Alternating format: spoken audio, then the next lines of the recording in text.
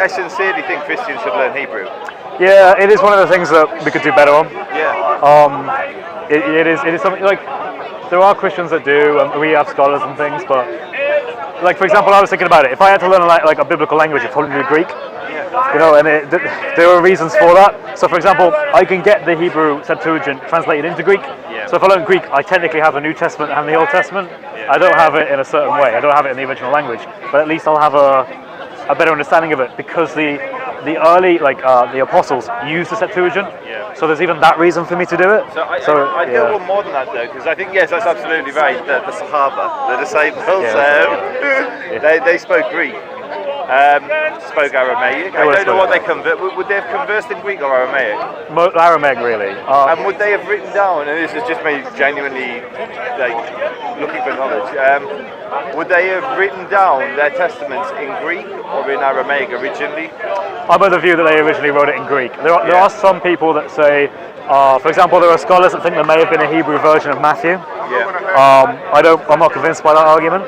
So I think that most likely would have been Greek, and I think the reason why is because they would have understood at the time to be proselytizing, and given that there are commandments to go and spread this to all nations, to the Gentiles, they would have wrote it in a language that would have travelled furthest, and that would have been Greek.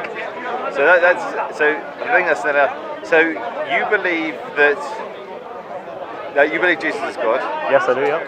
And God converse with men. Yes. And men converse with those men in Aramaic or Greek? Aramaic. And then those men wrote the Aramaic words into Greek. So it's already a translation. More than a translation is almost a commentary. So in Judaism we have like the Targum, which is and so when we don't understand the simple meaning of the Hebrew, we'll go to the translations to see how the Onkelos and people of that time. It's okay. Yeah. Debate mode now. Right. The slaves. I know. I want to pick up him as well. Yeah. So we go to Onkelos to see what maybe a word means, and Christians will often use this when you go into Hebrew scripture. They will go to the Jewish translations to see how they understood the word. You use the Septuagint for that same effect. But so the disciples, because it's communicated from Aramaic, then transcribed and written down in Greek, that's already an interpretation of sorts, because you have to use some sort of intelligence to... Sure, I agree with that, yeah. Whereas I assume we both believe that the law of Moses was given in Hebrew, written down in Hebrew. So God spoke face to face with Moses. Yes. Moses transcribed the Old Testament, the first 5 books of the Torah. Well, I would say Moses and others. And so maybe Joshua. Because I don't believe that Moses wrote his own death. So that's what I'm saying. Maybe Joshua. Okay. Maybe Joshua wrote the last few verses. Yeah. And that's a Jewish tradition. Jews are divided. Did Moses prophesy his own death, or did Joshua conclude the final verses? And both are legitimate. Yeah, I'm happy with that. So we both believe that God communicated to Moses, or at least the person who received the prophecy wrote down his own words, his own experience of those words in Hebrew. Yeah. So we both believe the Hebrew text is divine. Yeah. And can we agree that the New Testament, I wouldn't say it started divine, because obviously you don't believe Jesus is the Son of God, or God. But we both agree for definite that the disciples weren't God, and they were interpreting Jesus. Right? Yeah, it's very bad to say the disciples are God. Yeah. Right.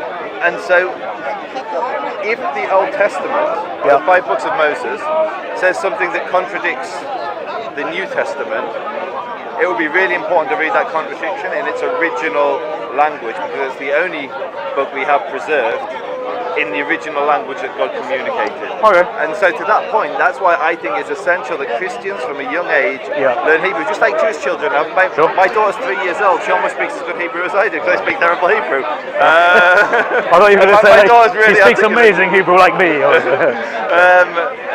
And it's because I wasn't raised in a religious household. I came to religion later in life. My daughter was raised in a religious household. And 5-year-old children will read the Tanakh in its original tongue. And if Christians did that, if there were, first and foremost, you'll be able to buttress your own beliefs.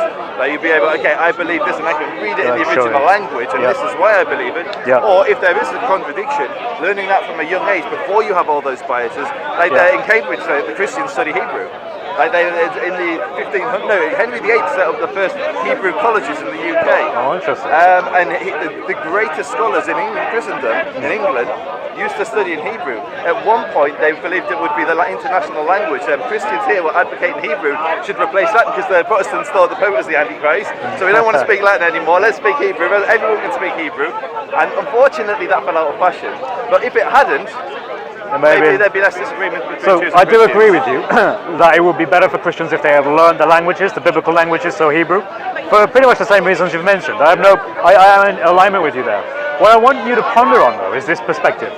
If the New Testament is true, and by that I mean Jesus really is God, and Jesus did come down, and he did talk about prophecies in the Old Testament that he said applied to him, and he also gave his commentary on what the Old Testament was, because we believe he would have known Hebrew, or at least Aramaic, and he would have understood, being God in human form, he would have understood the scriptures. That would have de facto, prima facie, given him the authority to actually interpret the old scriptures. So here's the interesting thing. If you believe the New Testament is true, you necessarily have to believe that whatever Jesus said about it was the correct interpretation of it. So you're right that learning Hebrew helps significantly in knowing the interpretation of things. But if we see a contradiction or a seeming contradiction, because I don't believe there are contradictions, what I would then say is, well, if Christ said it was this way and this is the correct way to interpret it, then that has ultimate authority because, again, I believe he is who he says he is God. So if you kind of think about it, on one perspective, God revealed to Moses this, God then revealed to the disciples in Judea this. You see what I mean? So you end up with an interesting perspective. So that's kind of how the Christians would look at it. No, that makes perfect sense, but it does leave you in a situation where you can never be critical of the text because... So you can never approach the New Testament from a rational perspective and like, okay, can I falsify this? So as an example, with the Jewish Messiah, which is the key thing we're talking about. It was Jesus. First, was Jesus the Messiah? And then second, what does Messiah mean? But let's just deal with was Jesus the Messiah, because we both agree the Old Testament predicts the coming of a Messiah. It's really important for us in this generation today, certainly if you're not a Christian like myself, that you can falsify those prophecies. So the prophecies that the Jews are waiting are falsifiable. So we predict that the temple's going to be rebuilt. That's going to be one of the signs of the Messiah. Right, yeah. If it isn't built, we can falsify that. If it is built, we can't. Whereas many of the things with Jesus that Christians will rely on can't be falsified. You can come up with very rational and compelling arguments. And one of the things I've realized coming to the park is Christians have thousands of years, 2,000 years of developing a very strong theology, which is grounded on very strong arguments. And only a fool approaches a conversation thinking that you're not going to have good arguments for my counter arguments, which is why for me you always have to come back to basic, from a Jewish perspective, back to basics. And those basics are what in the Old Testament is falsifiable in relationship to the Messiah, and sure. Yeah. Well, yeah. So I wouldn't say that the belief in the New Testament, although it does find a basis in it in the fulfillment of the Old Testament, there are obviously debates about prophecies, which ones are applicable to Jesus, which ones aren't, and then it gets even further than that. So Christians will have things called typologies and Christologies. So then it's things like, was Melchizedek a Christology? Was that something that was meant to resemble the Christ, a sign of him to come later? And we have all these ideas, and to be honest with you, I don't think as a Christian you're actually committed to those. You can have different views on it, and scholars have different views. Some say yes, some say no. I do think there is a genuine concern that you can try and find things because you're desperate to find more things, because it's kind of this thing where if you look for patterns, you will find patterns eventually. Yes. And so you need to be able to, as you said, falsify what is correct and what is just what perhaps an overzealous Christian might be like, well, I want to see Christ here and here and here, and I'm going to make the case for all of these things. Well, in reality, it might not be all of it, it might just be some of it. Yeah. And I think we need to be humble in recognizing that. There are like traditional arguments, Isaiah 53, Psalm 22, Isaiah 7, Isaiah 9. We can go through all of these things, but I think yeah. I mean, I think likewise with the Jewish perspective, the rabbinic Jews also have had an equal amount of time, roughly speaking, to have a counter to all the Christian. And to be honest, I believe in the underdog theory of, if you're not the prevalent dominant demographic, you actually have an advantage in that you have much more of a reason to defend something, because you can't rely on numbers. Like, Christians can become complacent in some things because they can be like, well, it doesn't really matter, how many Orthodox Jews am I actually engaging with? And throughout history, that number is generally over time gone lower, right? I mean, in my life, I don't see many Orthodox Jews, to be fair. It's probably the aspect of the three Abrahamic religions, although whether you say Islam is one is a question, but I'm okay saying that, but I know I have reasons, but anyway, sure. So I have a lot to learn about that, and I'll be honest about it, which is why, to be honest, I'm not going to be debate style, because I'd rather just learn, like, for the time being. Maybe in some time in the future, we can have these worn out debates. But yeah, I mean, you mentioned something that's interesting. You said that the Messiah will come when after the temple is rebuilt. So Jews are divided, but they are divided. Okay. Yeah, I mean, on most, but the key understanding, everyone agrees that we'll know it's the Messiah because he'll rebuild the temple.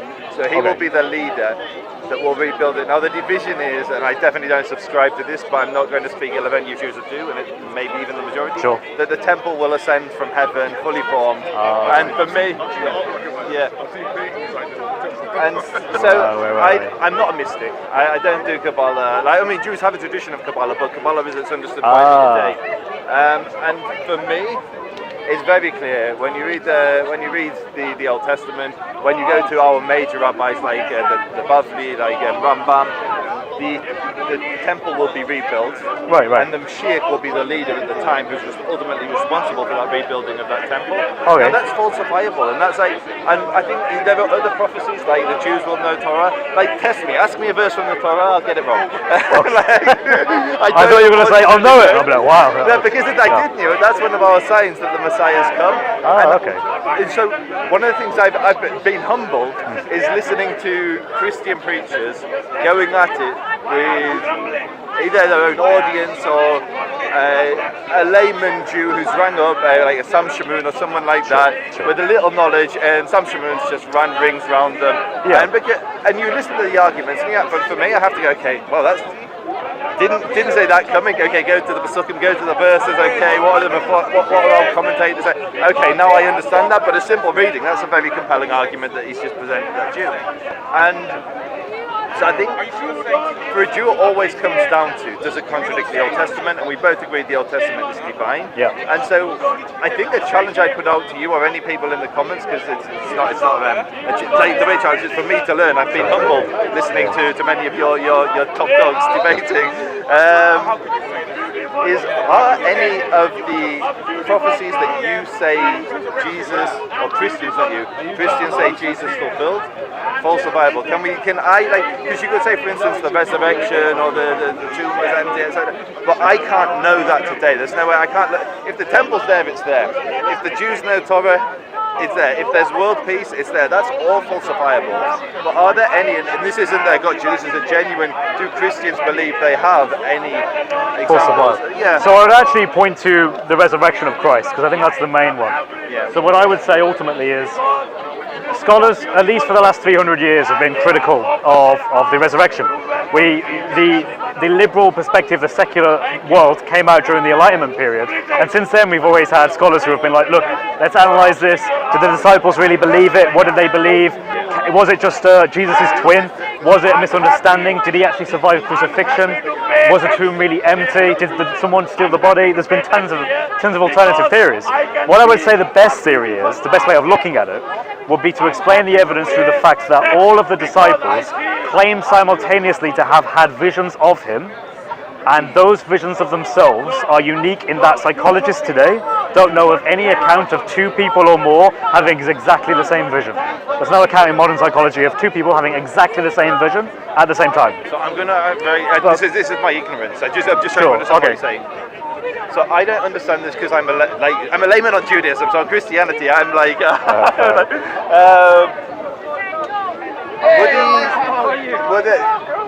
when you say that, do you mean that the different Gospels, the different books of the New Testament that were written down, all describe the same visions?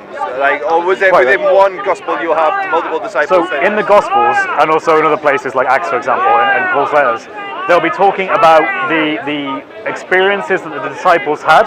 So basically, Christ was crucified, and then he rose again 3 days later, right? And this is a central part of the Christian belief.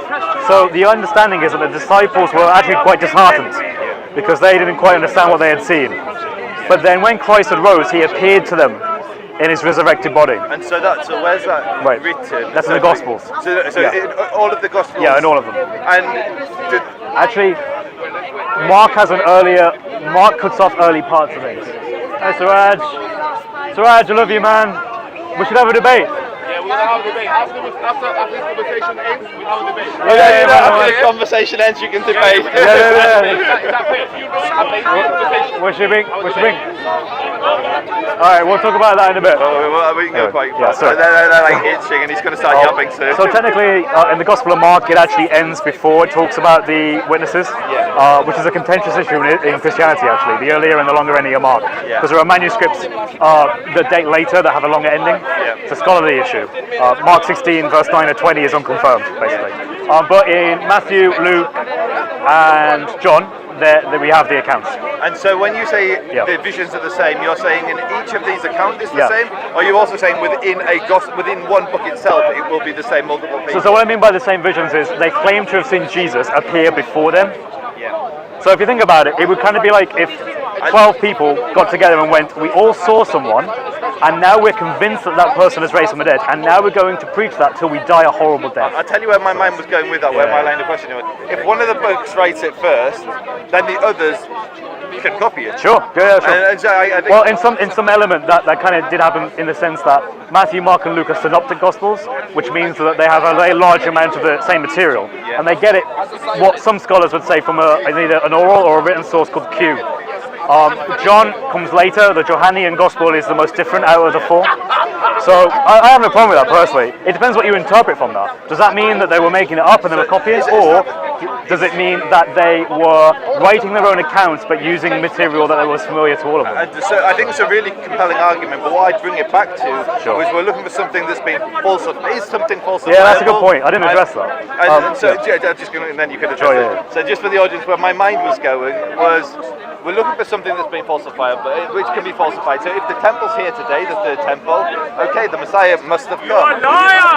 I am Messiah! He's come! You are liar! I am Messiah! We were waiting. Where's your temple? I am Messiah! You are liar! He's filming it. Oh, sorry. Muslim copied from Torah and the Bible I believe and that. put in the Quran. I believe that. And that's a lie because it was lies. Well, And Allah revealed to me, I closed my the eyes. Quran is not true. And then I was walking in my mosque, and Allah said, God said, throw the books out except Quran. Wait. I thought you said the Quran. That was the vision. I'm That was the confused. vision Okay, let's- I saw. And Some I of his closed my argument never eyes. goes. Uncle, I hope you're well. The No, Muslims I'm copy very the good. Torah, Good. but follow the I Quran. am That's what it ready says. to I don't persuade understand, you, yeah. Warren, I'm a bit what you confused. say. Okay. Alright. So, I am Messiah. He is a liar. sir, please, I am can Messiah. you please go away? You Try and don't make a believe video. in heaven and earth. No, fine. You changed Torah. Yeah. And Muslim never wrote a word of Bible. They're They terrified. copied it from They're Jeremiah. terrified when Jews Messiah. and Christians try to discuss divinity and who is God, because they know it's going to be compelling arguments, and that's why we're being shouted down. I So am there's- Messiah. You are liar. I am Messiah. It's just. You are liar. It's not well. I am Messiah. You are liar. Up his off. Go and learn knowledge, you idiot. I spent 50 years in the part of So, you are Okay, so very. So yeah, I don't think we'll be able to sum it up. But my key thing for Christian, I think if any Christian evangelist who wants to convert Jews, and I know that's not our conversation here, He is a if you liar. can bring a prophecy that can be falsified today, like objectively, like the temple's here, there is world peace, the Jews know the Torah, I think that's the most compelling argument any Christian. No, I don't know. I agree. Well, I agree. I would actually say the miracle of the resurrection is probably the best way to do that, because the falsifiability of it would be that you would find a body in a tomb where it says Jesus of Nazareth was here, and you find the body. That would falsify our belief. But there's from that period, most of the Jews that died, we won't be able to find their graves. Never mind that such and such men. Fair enough, but if you did, it would actually, I would have to, that would seriously, that would destroy my faith, in all honesty. Paul actually says in one of his epistles that if Christ wasn't crucified and resurrected, and if the tomb is not empty, our belief is in vain, and it's all for nothing. So did you hear that, Rabbi Singer? If you can find the grave, we'll get one of their best. We'll get one of their best from the park at the least. So I guess that's, I mean, that to me is probably the clearest example of a falsifiable thing, because you can prove it wrong. You know, that's probably how I'd see it. But it's always a pleasure. Always a pleasure, Joe. It's Always a never pleasure. Peace for my Christian brothers. God bless you all.